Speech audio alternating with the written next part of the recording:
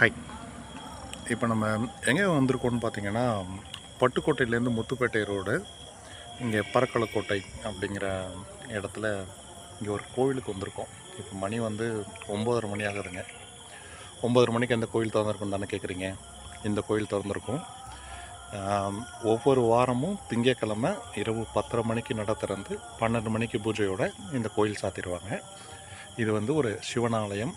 இந்த தஞ்சாவூர் பட்டுக்கோட்டை சரௌண்டிங்கில் இருக்க எல்லாருக்குமே தெரியும்.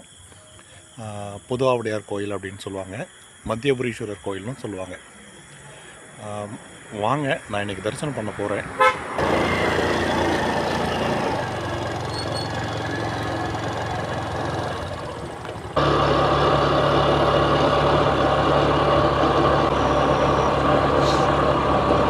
ஒரு வயல்களுக்கு மத்தியில் அமைஞ்சிருக்க கோயில் தாங்க. இந்த கோயிலோட சிறப்பு என்னன்னு பார்த்தீங்கன்னா, மரமாகவே சிவன் வந்து காட்சி தருவார். ஒவ்வொரு இரவும், ஒவ்வொரு வாரமும் திங்கக்கிழமை இரவு தான் இந்த கோவில் திறந்திருக்கும். அதுக்கு அந்த வரலாற்று தல வரலாறு ஒன்று உண்டு. அது என்னங்கிறதையும் நான் உங்களுக்கு சாமி கும்பிட்டுட்டு அந்த வாய்ப்பு கிடச்சிதுன்னா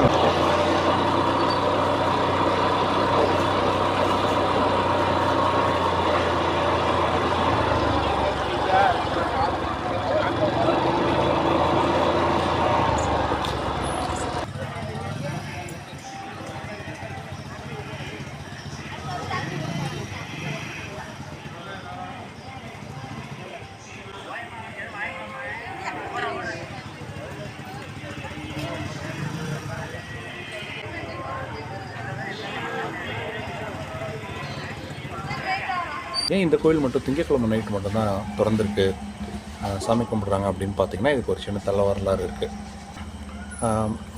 ஒரு காலத்தில் வான்கோபர், மகாகோபர் அப்படின்னு சொல்லி 2 ரிஷிகள் வந்து இந்த பக்கத்தில் தவம் இருந்துட்டு இருந்திருக்காங்க. அப்போ அவங்க 2 பேருக்குள்ளே வந்து துறவரம் மூலம் இறைவன் அடைகிறது சிறந்ததா, இல்லறம் மூலம் இறைவன் அடைகிறது சிறந்ததா அப்படின்னு சொல்லி அவங்களுக்குள்ள ஒரு பெரிய வாக்குவாதம் ஏற்பட்டுட்டு, அப்புறம் அதை அவங்க தீர்த்துக்கணும் அப்படின்னு சொல்லிட்டு இந்திரனை போய் அவங்க வந்து சந்திக்க போகிறாங்க. அப்போ இந்திரன் என்ன பண்ணுறாரு, நம்ம ஏதாவது ஒரு முடிவை சொல்லி அது வந்து முனிவர்களோட கோபத்துக்கு ஆளாகிட போகிறோம் அப்படின்னு சொல்லிட்டு, நீங்கள் என்ன பண்ணுங்கள், சிதம்பரத்தில் இருக்க தில்லை நடராஜனை போய் கேளுங்க, அவங்க உங்களுக்கு சரியான பதில் சொல்லுவாங்க அப்படின்னு சொல்லி சிதம்பரத்தில் இருக்க நடராஜரை பார்க்குறதுக்கு அனுப்பி வச்சிடுறாங்க.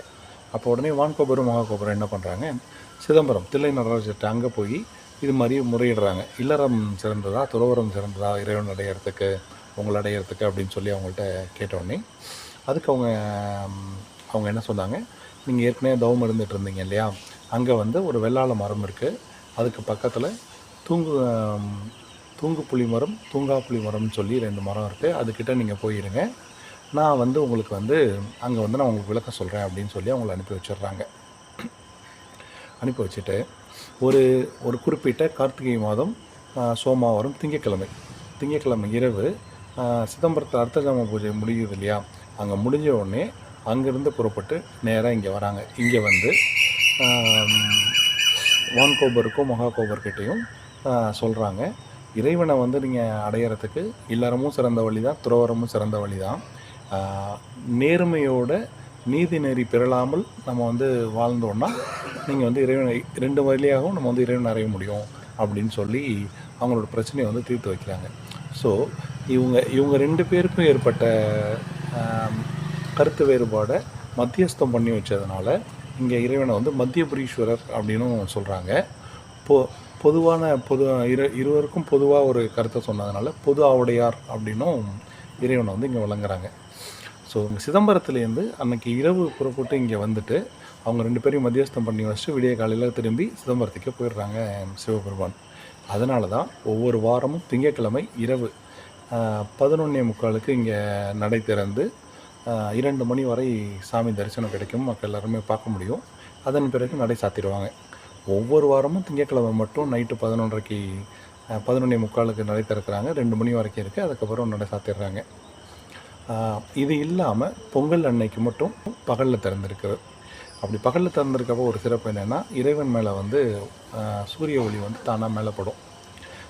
இதில் இன்னொரு முக்கியமான விஷயம் என்னென்னா, இங்கே வந்து இந்த வெள்ளாள மரத்தில் இருந்து இறைவன் வந்து இவங்க 2 பேரோட பிரச்சனையை தீர்த்து வச்சதுனால வான்கோபுரம் மகாகோபுரம் என்ன பண்ணுறாங்க, நீங்கள் இங்கேயே இருந்து இங்கே இருக்க மக்களுக்கு வந்து அருள் புரியணும் அப்படின்னு சொல்லி சிவபெருமான்கிட்ட கோரிக்கை வைக்கிறாங்க.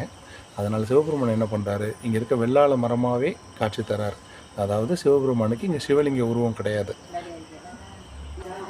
இங்கே வந்து சிவபெருமானுக்கு வந்து உருவ வழிபாடு கிடையாது. இங்கே வெள்ளாள மரமாகவே காட்சி தராங்க. வெள்ளாள மரத்தை தான் இங்கே வந்து இறைவனாக வழிபடுறாங்க. வெள்ளாள மரம்னு ஐதீகமாக சொல்கிறோடைய அங்கே இருக்கிறது வந்து ஒரு ஆலமரம் தான் இருக்குது. இப்போ நமக்கு வந்து இங்கே வந்து கும்பாபிஷேக பணிகள் நடந்துகிட்டு இருக்கிறதுனால இன்றைக்கி அதை திறக்காமல் நம்ம வந்து தனியாக இங்கே சாமி எடுத்து வச்சு நம்ம பண்ணியிருக்காங்க. அதை தான் நம்ம இன்றைக்கி வந்து பார்க்க போகிறோம்.